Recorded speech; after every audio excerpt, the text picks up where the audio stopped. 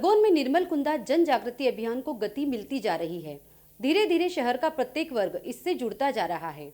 आज प्रस्तुत है कुंदा नदी को गंदगी से मुक्ति दिलाने के उपायों पर शिक्षाविदों के विचार। नदियां कभी प्रदूषित नहीं होती हैं। प्रदूषित तो इनके आंचल में पलने और रहने वाला मानव होता है। यही मानव अपनी गंदगी से स्वच्छ निर्मल नदियों को मेला करता है और सभ्यता का ढोंग करता है। यह 16 आने सच है कि कुंदा को प्रदूषित करने के लिए कोई दूसरे ग्रह से नहीं आया। इसी खरगोन शहर ने, जी हाँ, आपने और मैंने, हम सब ने मिलकर कुंदा को मलिन किया है। प्रकृति के साथ खिलवाड़ की भूल हमें हम सबको मिलकर सुधारना होगी। खरगोन की जन्मदात्री कुंदा को कैसे निर्मल किया जा सकता है, शिक्षाविद भी इसको लेकर चिंतित है। डिजाना न्यूज़ चैनल का निर्मल कुंदा अभियान सतत जारी है और इस सफ़र के दौरान हमें जो भी विचार मिल रहे हैं उनसे इस अभियान को और गति मिल रही है। ये सकारात्मकता यूं ही समाज में अगर बढ़ती रही तो निसंदेह एक दिन जो निर्मल कुंदा अभियान चल रहा है ये सफल होगा। आज हम कुंदा में गंदगी और इसके उन्मूलन को लेकर बात करेंगे शिक्षाविदों से। इस समय हम मौजूद हैं बाल शिक्षा निकेतन के प्राचार्य प्रवीण मेना सर के पास। प्रवीण जी से हम ये जानना चाहेंगे कि कुंदा जो मेली हुई इसके उन्मूलन को लेकर अब हम क्या कर सकते और क्या कारण रहे जो धीरे धीरे आज कुंदा गंदगी के ढेर में बदल गई। मेना सर, क्या कारण रहे?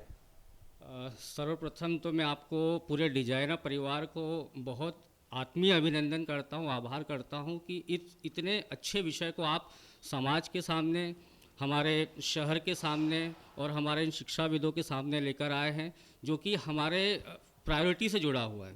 निर्मल कुंदा अभियान हम अक्सर इस गुज़रते रहते हैं, जब भी हम नदी के पास से गुज़रते हैं, जब भी हम हमारा काम लेकर वहाँ से पुल पे से या बाईपास से जाते हैं, तो हम अक्सर देखते हैं कि जो हमारी कुंदा है वो कितनी दयनीय परिस्थिति में, उसकी हालत कितनी ख़राब हो गई है। लेकिन किसी के पास भी इतना समय नहीं है कि इसके ऊपर कोई आवाज़ उठाए, कोई प्रशासन के पास जाए, कोई नगर पालिका जाए और इसके खिलाफ़ कोई आवाज़ उठाए।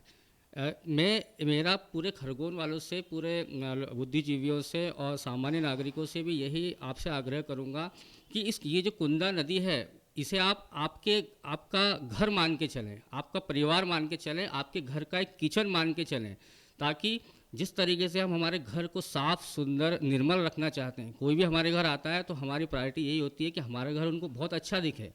तो इसी तर्ज पे हम ये क्यों नहीं चाहते कि कोई बाहर वाला आए, कोई खरगोन से बाहर का व्यक्ति आए या हमारे खरगोन का ही कोई हमारे परिवार का व्यक्ति आए और हम जब उसे नदी किनारे लेके जाएं और उसे कुंदा नदी दिखाएं तो वो हमें निर्मल क्यों नहीं दिखाई देगी। प्रियदर्शनी हायर सेकेंडरी स्कूल का संचालक, मैं कुंदा के विषय में यही बताना चाहूँगा कि हम जो पूजा पाठ करते हैं और उसकी सामग्री हम नदी में बहाते हैं, पहले जब मैं छोटा था तब उस समय जनसंख्या 25 करोड़ थी और उस समय जो है पूजा पाठ का इतना कचरा नहीं, या पूजा सामग्री का जो भी सामग्री निकलती थी वो इतनी नहीं होती थी। अब अभी हमारी जनसंख्या 135 करोड़ है और इतने सारे लोगों के घर का अगर पूजा का सामग्री का जो भी बचा हुआ सामान है या जो मतलब डिस्ट्रॉय करने का सामान है वो नदी में डालने के बजाय उसको कोई सूखे कुएं में या किसी गड्ढे में दफनाना चाहिए, या उससे खाद भी बहुत अच्छा बन सकता है क्योंकि उसमें फूल वगैरह होते हैं और वो जो है एक बहुत अच्छा जैविक खाद बन सकता है और वो हम उसका फिर से यूटिलाइजेशन कर सकते हैं। तो इसका जो है पूजन सामग्री का जो भी हर मंदिर की सामग्री है वो कहीं पर एकत्रित करके उसका खाद बनाने का काम किया जाना चाहिए। दूसरा ये कि ये जो नदी है, नदी में इतनी सारी गाद हो गई है कि उसको अगर हम व्यक्तिगत या कुछ लोग मिलकर निकालना चाहेंगे तो नहीं निकाल पाएंगे। लेकिन यदि हम किसानों को ये कहें कि भाई ये खाद है, ये आपके खेत में काम आएगी, तो आप उस गाद को अपने ट्रैक्टर लाएं और निकाल के ले जाएं, तो मुझे लगता है कि आपको बहुत ज़्यादा लोगों का सहयोग मिल पाएगा और बहुत जल्दी काम हो सकेगा। और हमारी ये जो नदी है इसमें अगले साल तक ही हम ये देख पाएंगे कि इसमें 12 महीने पानी रहेगा और स्वच्छ पानी रहेगा। अभी उस पानी में आप हाथ डालते हैं तो खुजली आती है, आप नहाने की कल्पना नहीं कर सकते। लेकिन अगर नदी साफ़ हो जाएगी, सारा गाद निकल जाएगा। और एक काम और किया जा सकता है कि हम इस नदी को थोड़ी गहरी कर दें, 2 फीट या 2.5 फीट गहरी कर दें, क्योंकि नीचे चट्टान है। जहाँ भी नदी बहती है वहाँ नीचे चट्टान होती है। चट्टान नहीं होगी तो पानी नीचे ज़मीन में चले जाएगा। तो आपको ये कॉन्सेप्ट है कि भाई नदी के नीचे चट्टान है तो हम उसको थोड़ा उसकी खुदाई कर सकते हैं या किसी भी तरह काट के उसको गहरी कर सकते हैं। तो वो गहरी करके अगर हम करते हैं तो हमको मतलब 12 महीने पानी मिलेगा, अच्छा पानी मिलेगा। और कोई भी गंदा करता है तो वहाँ आपको जुर्माना भी रखना चाहिए। तो ये कुछ ऐसे उपाय हैं जो सब मिलकर करें तो बहुत जल्दी हमको इसके रिजल्ट मिलेंगे।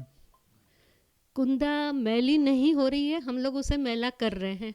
ये जन जन के द्वारा फैलाई जा रही है। कोई भी समिति हो, कोई भी मेंबर्स हो, थोड़े दिन अब तक अभियान चला सकते हैं। वह कब तक आपके आगे पीछे घूमते रहेंगे कि आप यहाँ गंदगी न करें। ये अभी कोरोना काल के पहले तक हमारे शहर में बहुत अच्छी व्यवस्था थी और लगभग 60 से 70% तक हम लोगों ने पॉलीथीन पर बैन लगा दिया था। परंतु उसके बाद में भी अब देखा जा रहा है कि लोगों का ध्यान बिल्कुल पॉलीथीन पर से हट गया है, जगह जगह फेंक रहे हैं। मंदिर, मस्जिद और गुरुद्वारा, ये ऐसी जगह सब एक साथ एक जगह पर आकर के मिलती हैं जो बहुत कम, चर्च है सॉरी, जो बहुत कम देखने को मिलता है।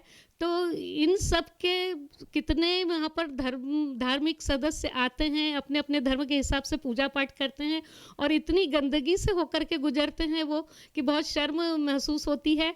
और जब तक हम जन जन को इसके प्रति जागरूक नहीं करेंगे तब तक ये समस्या दूर नहीं होने वाली है। कुछ इस प्रकार का प्रयास किया जाए प्रशासन के द्वारा कि जब भी किसी को गंदगी फेंकते देखा जाए उसके विरुद्ध इस प्रकार से कार्रवाई की जाए कि थोड़ी सी जगह उसको बताई जाए कि कम से कम 5 स्क्वायर फीट वाला या 10 स्क्वायर फीट वाला इतनी जगह आपको साफ करना पड़ेगी, उसके बाद आप आगे जाएं। तो ही जन जागरूक होंगे और स्वच्छता बढ़ सकती है। अन्यथा लोग पाउच वगैरह सारी चीज़ें यहाँ वहाँ फेंक रहे हैं। सड़कों पर थूकना मना है, परंतु फिर भी वहाँ आप देखेंगे तंबाकू, सिगरेट के सारे पैकेट्स वगैरह मिलते हैं और ऐसा सोच रहे हैं कि जैसे सबसे बड़ा शहर का डस्टबिन कुंदा ही है और वो भी मेन स्थान ऐसा जहाँ शहर में प्रवेश होता है, उसी स्थान पर अगर आप सब गंदगी इस तरह से फैलाएंगे तो फिर हमारे शहर की क्या स्थिति होगी। इसलिए जन जागरूकता बहुत ज़रूरी है और इस तरह से अगर गंदगी फैलती गई तो वहाँ आसपास की बस्तियाँ ही नहीं, उसके जो पानी पीने के लिए मिलता है वह सब भी किस प्रकार से गंदगी लिए हुए रहेगा और ये जन जन तक पहुँचेगा और सभी के स्वास्थ्य पर इसका असर होगा। तो हमें अगर अपना स्वास्थ्य सही रखना है, ठीक रहना है हमें, तो इसका प्रयास हमें खुद करना होगा। ये किसी समिति के कुछ सदस्यों के मिलने से संभव नहीं हो सकता। हालांकि उनके प्रयास बहुत अधिक महत्वपूर्ण हैं, बहुत जागरूक करते हैं लोगों को, परंतु लोगों में स्वयं में अपनी जागरूकता आना बहुत ज़रूरी है। डिजियाना के द्वारा ये मुहिम चलाई जा रही है, मैं इसके साधुवाद देता हूँ। और आपकी इस निर्मल कुंदा अभियान में मैं गंगा जी के आशीर्वाद को जोड़ते हुए 4 पंक्तियाँ बोलता हूँ कि कभी बंसी बजा कर देखना सब जान जाओगे। मैं जब लंदन गया था तो उन्होंने कहा भारत की क्या विशेषता, तो मैं अपने गंगा जी को कैसे याद किया और फिर कुंदा से मैं जोड़ता हूँ। कभी बंसी बजा कर देखना सब जान जाओगे, तिलक माथे लगा कर देखना सब जान जाओगे, बड़ा सीधा सरल है देश मेरा जानना है तो, बड़ा सीधा सरल है देश मेरा जानना है तो, कभी गंगा नहा कर देखना सब जान जाओगे, कभी गंगा नहा कर देखना। तो गंगा जी समग्र देश की पहचान है और मेरे खरगोन की पहचान कुंदा है। हमारे लिए कुंदा ही गंगा जी है। इसके शुद्धिकरण के लिए जो प्रयास किए जा रहे हैं मैं साधुवाद देता हूँ डिजियाना को भी, और जो सारे बंधु, मैं भी उसमें शामिल हूँ। मेरे लायक भी जो काम लगे, मेरे लायक जो काम न लगे वो भी मुझे कहा जाए। मैं निश्चित रूप से कवि होने के नाते भी और इस अंचल का ऋण एक नागरिक के नाते जो मुझ पर है, मैं चाहूँगा कि कुंदा की सफाई हो और ये भी जब नर्मदा जी के माध्यम से मिलते हुए समुद्र में मिले तो गर्व से कहे कि मैं उस खरगोन के पास से बहती हुई आई हूँ जहाँ मेरा इतना ख्याल रखा गया। मैं आपको बहुत साधुवाद देता हूँ, बहुत धन्यवाद देता हूँ इस मुहिम के लिए।